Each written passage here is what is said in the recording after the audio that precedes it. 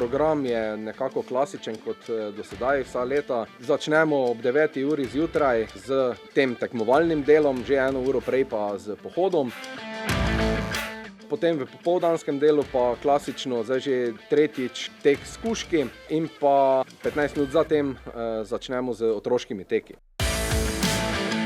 Vsekakor velja omeniti še tudi večerni koncert, ki bo ob 7. uri potekal do 10. ure, to je pa predskupina je gimnazijski bend, potem pa bo nastopil še Tomaž Domicelj. Tukaj z prisotnostjo recimo ljutomerskih gimnazijcev in z roko v roki z Ekologi brez meja bomo zagotovili, da bomo tudi letos podaljšali to Zero Waste značko in bomo zbrali več kot 90% vseh naših odpadkov.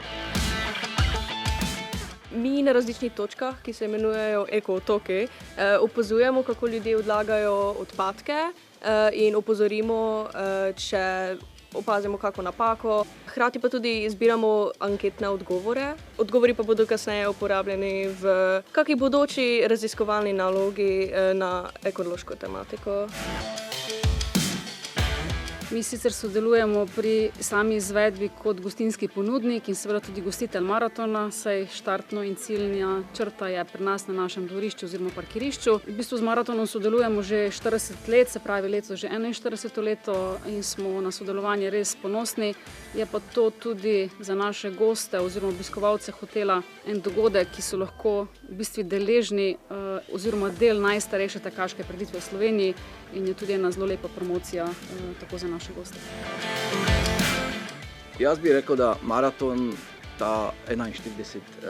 letnik bo zdaj, to je nekaj, kaj postala taka normalnost, normalna zgodba Radenske in osnovni del Radenske kot takšne. Tako da to je tam vsako leto, ko pripravljamo neke različne aktivnosti, marketinške aktivnosti, in se razmišlja, bomo to delali, ne bomo to delali. Pri maratonu tega razmišljanja ni. To je kao avtomatska točka tudi v budžetu, tudi v dogajanju, tudi v planiranju. Tako da to si mislim, da to je za nas neka zgodba, katera že pripada del zgodovine Radenske.